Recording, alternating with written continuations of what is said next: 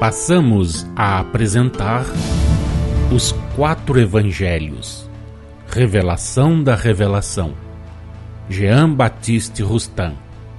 Narração, Paulo de Moraes. A revelação feita pelos espíritos superiores, tendo em vista a obra dos 4 Evangelhos explicados em Espírito e Verdade, está de conformidade com as modernas descobertas da ciência, com todas as asserções dos investigadores que vimos de citar. Allan Kardec ignorava esse fato ou o conhecia superficialmente, assim como não sabia bem o que era o docetismo. Esse assunto constituiu a maior preocupação da nossa vida. Refutaremos a asserção do Sr. Allan Kardec e salientaremos os erros que pululam na correspondência trocada a tal respeito pelos senhores de Mervaille e Philalethe. Philalethe escrevia ao Sr. de Mervaille, aspas, aqui está um escritor espírita que acolhe, de acordo com espíritos que pretendem ser os dos apóstolos, o docetismo, isto é, a velha opinião segundo a qual o Cristo não desceu em carne e osso a este mundo, não tendo seu corpo mais do que as aparências de um corpo material. Seguir-se-á daí, devamos dizer, como vós que profetizais, no 4º volume da obra que publicastes, o ressurgimento do docetismo, que os espíritos, autores daqueles ditados, são demônios? Em tal caso perguntaremos, como esses demônios hão podido escrever, de par com semelhante erro, páginas da mais sublime moral, os mais empolgantes comentários sobre os preceitos evangélicos? Para o triunfo de um ponto de doutrina quase insignificante, iriam eles expor-se a converter os homens e a inspirar o bem? Ora, como Deus nos julga mais pelos atos do que pelas nossas opiniões de boa fé, claro é que o próprio Satã houvera conquistado almas para o céu. São espíritos que, imbuídos desta opinião, a qual ainda em nossos dias conta alguns raros aderentes, a quiseram sustentar e fazer triunfar, atraindo seus irmãos para o bem mediante excelentes conselhos morais. Fecha aspas. Este artigo do Sr. Philalethe, que se achava sob o império da preocupação que o dominava, de um argumento contra o demonismo do Sr. de Mervaille, foi escrito sem que o autor conhecesse o homem a quem designa por estas palavras, um escritor espírita. Sem haver até então lido e meditado suficientemente sobre a obra de J.B. Rustin, Philalethe lhe atribui, bem como aos apóstolos, o contrário do que estes revelaram. Ele desconhecia o caráter e o alcance dessa revelação. O escritor espírita sabia, muito antes de ter sido eleito para criar os 4 evangelhos, que o docetismo é um erro velho colocado por Mater à frente de todas as heresias, segundo a linguagem católica. Fora um ato absurdo de incredulidade e de ignorância, elevadas à mais alta potência, aceitar o docetismo como sendo a revelação da revelação feita pelos evangelistas e pelos apóstolos, à guisa de explicação dos 4 evangelhos em espírito e verdade, e também da encarnação do Cristo. Matematicamente vamos provar a evidência o que avançamos.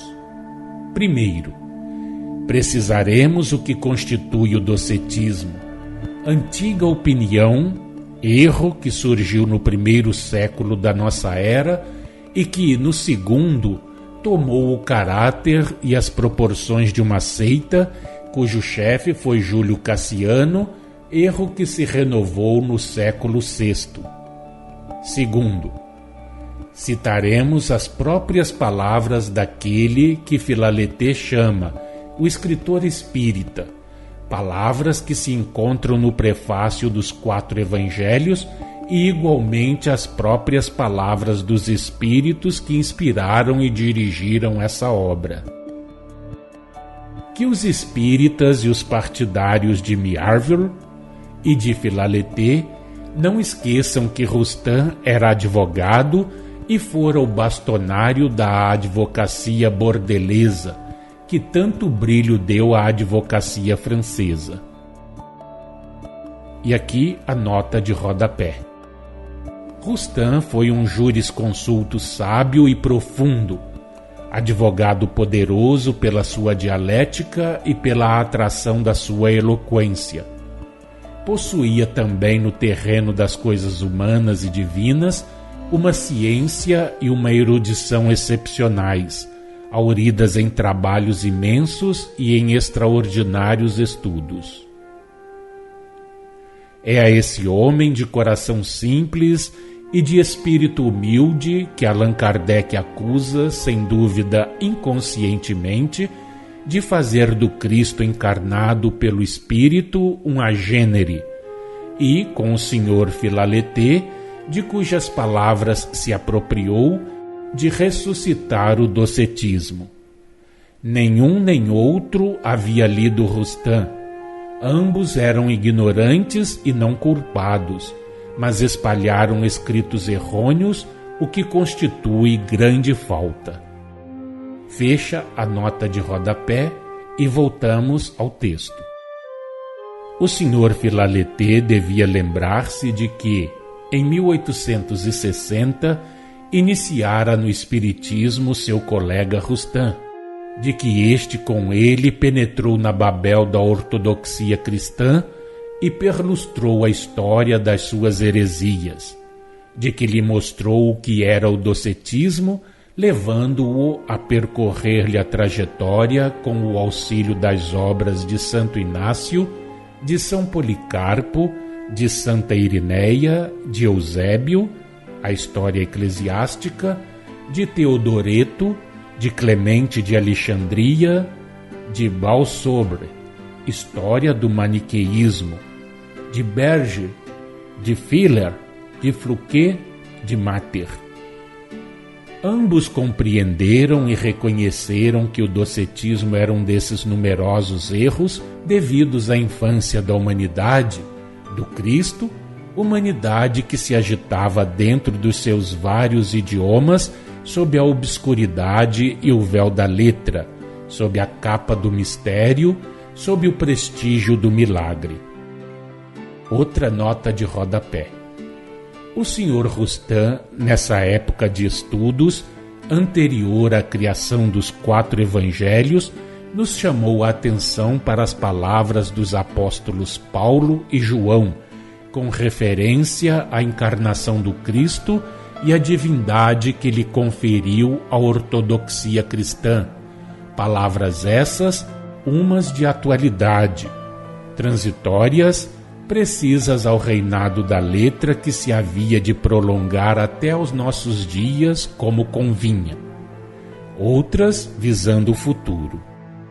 Estas últimas, no reinado do Espírito, teriam que servir de base e de elementos à revelação por vindoura e predita do Espírito da Verdade, constituindo a sanção prévia dessa revelação.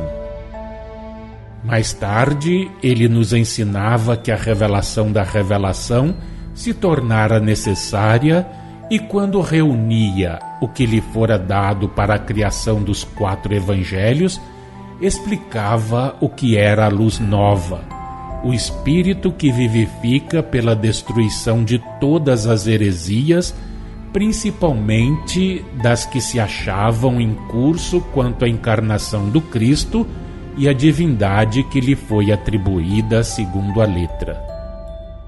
Fechada a nota de rodapé, voltemos ao texto. Que é o docetismo? A fim de bem o compreendermos e determinarmos, vamos pôr em confronto a ortodoxia com a heresia. Para os ortodoxos, como para os docetas, um mundo apenas havia na imensidade da criação universal, a Terra, e uma única humanidade, a terrena. Diziam os dois adversários: dadas a presciência e a sabedoria infinitas de Deus, a dupla revelação feita pelo anjo a Maria e depois a José, como condição e meio do progresso humano, deve ser entendida segundo a letra deste modo. A primeira o foi para servir ao reinado da letra, ficando a outra sob o império do espírito.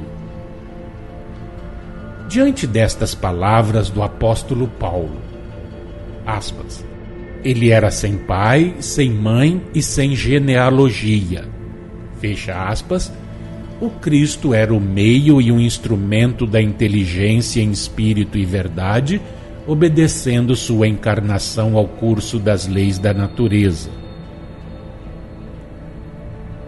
Nota de rodapé. Isto se compreende hoje graças às novas revelações acerca da pluralidade e da hierarquia dos mundos, da pluralidade e hierarquia das existências e das leis naturais que as regem. Acerca das palavras do Cristo com relação à sua origem, à sua natureza espiritual e extra-humana, ao modo por que se operou o seu aparecimento na Terra. Fecha a nota de rodapé e voltemos ao texto. Segundo os ortodoxos, aspas, Jesus revestiu um corpo carnal no seio de Maria, mas derrogando as leis naturais da procriação e da reprodução em nosso planeta, leis que exigem o concurso dos dois sexos, e isso se deu para que o homem nascesse da mulher por uma encarnação miraculosa, por obra do Espírito Santo ou do próprio Deus, Criador incriado, único, eterno e infinito. Em consequência dessa encarnação, o Cristo é Filho de Deus, parte destacada, ainda que inseparável do Pai, igual a Ele. Homem-Deus, provindo do corpo da mulher, revestido de um corpo humano material no planeta, imortal, pois que sujeito à morte humana.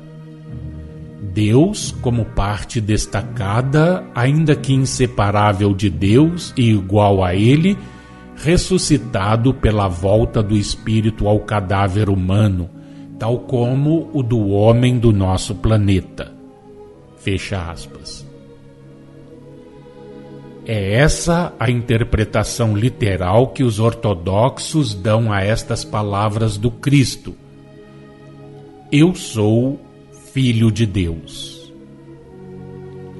Na opinião dos docetas, abre aspas, Jesus não se encarnou no seio de Maria, não podia ter vindo por isso mesmo e não veio a este mundo numa carne qualquer, da qual em suma só tinha as aparências. Espírito, ele desceu do céu à terra sem ter podido revestir, em falta de encarnação humana no seio da mulher virgem e sem ter de fato revestido corpo algum, sendo que só um corpo humano ele poderia tomar neste mundo, onde, segundo as leis da geração, o homem não nasce senão pelo concurso dos dois sexos. Jesus Cristo Espírito, com um corpo fantástico, fictício, que da carne só tinha as aparências, descera assim à terra com a aparência de corporeidade humana, de uma corporeidade qualquer. Fecha aspas.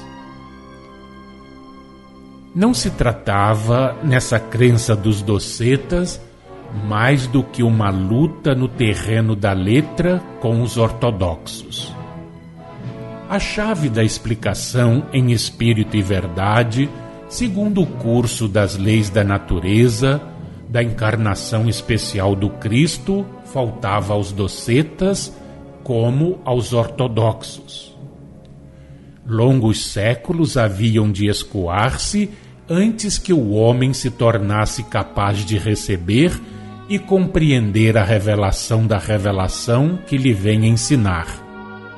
Primeiro, que o puro espírito não pode aparecer em um mundo fluídico imediatamente inferior às regiões dos fluidos puros que ele habita, senão por encarnação ou incorporação fluídica voluntária. Segundo, que não pode descer ao planeta superior ou inferior que o tem por Messias, senão assimilando esse corpo fluídico às regiões que haja de percorrer através das camadas de ar e de mundos intermédios, assimilando-o depois aos fluidos ambientes que servem para a formação do homem planetário. Terceiro, que esse puro espírito não pode aparecer num planeta senão seguindo o curso das leis naturais pela ação espiritual e magnética. Quarto, que com o auxílio da influência magneto-espiritual, a concepção, a gravidez, o parto podem ser imitados. A ação fluídica dá lugar a este notável fenômeno de maneira a produzir a ilusão completa na mulher virgem e em todos os que o testemunham. Quinto, que essa ação é útil, oportuna, necessária para o aparecimento de um Messias. Estabelecido precisamente o em que consiste o docetismo, aceitá-lo fora de nossa parte dar guarida a uma absurdidade, praticar um ato de ignorância e de credulidade elevadas à mais alta potência. Citaremos textualmente o que dizem os espíritos que inspiraram os 4 evangelhos, obra única até hoje.